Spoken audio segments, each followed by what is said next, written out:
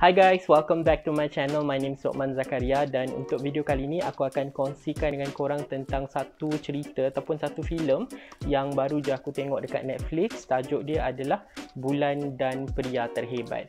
Jadi Bulan dan Pria Terhebat ini adalah filem yang bergenrekan aksi komedi diarahkan oleh Gas Abu Bakar. Jadi kalau korang pernah tengok cerita Police Evo yang pernah ditayangkan pada tahun 2015, ini adalah pengarah yang sama. Kalau korang belum tengok lagi Bulan dan Pria Terhebat ni, aku cadangkan korang ke Netflix dulu, tengok dulu cerita dia macam mana, then come back here kalau korang nak tengok lagi video ni, sebab aku mungkin akan bagi spoiler, aku akan cerita something yang korang tak nak dengar. Aku sebenarnya agak tertarik untuk tengok cerita ni disebabkan oleh watak utama tu sendirilah, sebab ini adalah filem yang menaikkan nama heroin dan watak utamanya dipegang oleh seorang wanita yang watak dia agak strong, agak kuat, bukannya watak wanita lemah yang kena tolak dan jentik dia terus bertibaran dekat lantai, tak. Okay, first kali kita nak start dengan dia punya sinopsis lah. Jadi cerita ini dia mengisahkan tentang seorang gadis Indonesia yang bernama Bulan. Dia terpaksa masuk ke Malaysia untuk menyelamatkan adik dia Melati yang terlibat dengan sindiket perdagangan manusia. Kiranya dia diculik lah daripada Indonesia dan dibawa masuk ke Malaysia. Jadi Bulan ni dia masuk Malaysia untuk selamatkan adik dia daripada sindiket tersebut. Dalam misi untuk menyelamatkan adik dia Melati, Bulan ditemukan dengan beberapa karakter lain lagi sewaktu dia dekat Malaysia lah. Ada 3 karakter yang dia jumpa, which is Haris, Daud dan juga Arab. So dorang sebenarnya joint venture together lah. Dorang bekerjasama untuk tumpaskan sindiket tersebut dan at the same time selamatkan adik dia Melati, or the other way around. Lain daripada karakter ni, ada karakter villain yang korang perlu fokuskan, which is Tony yang dibawakan oleh Maya Karin, Ricky yang dibawakan oleh Zain dan juga Agus yang dibawakan oleh K. Rahman.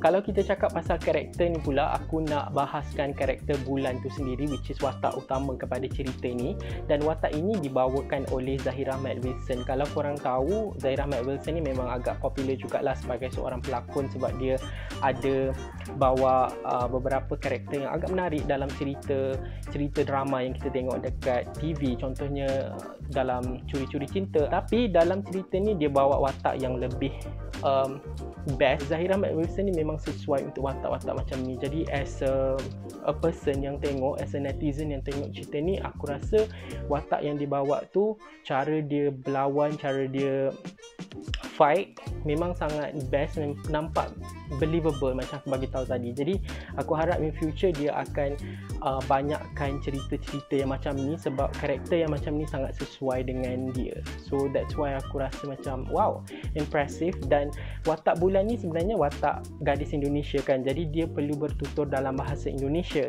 Walaupun kita orang Malaysia, kita boleh faham apa yang orang Indonesia cakap dan sebaliknya, tapi sebenarnya agak susah kalau kita sendiri nak bercakap dalam bahasa tu.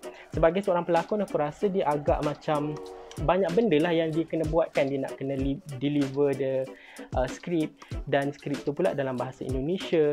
Kalau bahasa Indonesia ni, intonasi dia aku rasa dia agak berbeza kan dengan kita. Kalau korang macam salah intonasi ke, korang tak akan dapat dengar yang itu adalah bahasa Indonesia. Faham tak? Sebab orang Indonesia ni cakap dia macam lain daripada Malaysia kan, walaupun meaning dia tu adalah sama ataupun perkataan tu adalah perkataan yang sama, tapi cara sebut dia tu agak berbeza. So kudos to her lah, sebab sepanjang cerita ni memang dia kena cakap dalam bahasa Indonesia. Dan kalau kita cakap pasal watak Zizan, so Zizan dalam cerita ni dia macam mana aku nak cakap, watak dia, nama dia Haris. Okay, bagi aku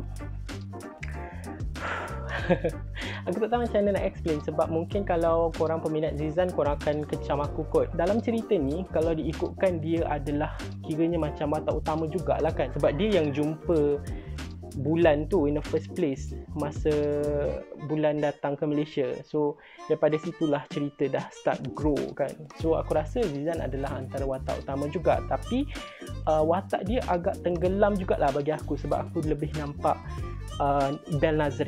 Bel Nasri ya. Bel Nasri dia bawa watak sebagai Arab. So watak dia memang agak-agak kelakar jugalah sebenarnya, yang membuatkan cerita ni nampak lebih menarik, lebih kelakar, lebih komedi dia tu.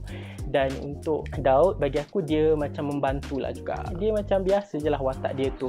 Dia cuma mencukupkan 3 orang kawan.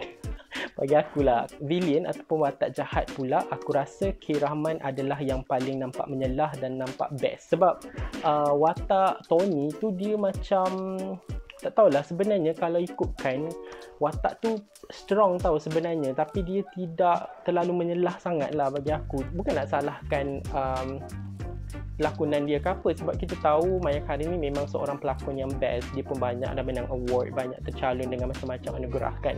Dia memang best. Cerita Pontianak Harun Sunda Malan pun memang dia berlakon best. Mungkin development karakter tu dia nampak macam kurang sikit lah.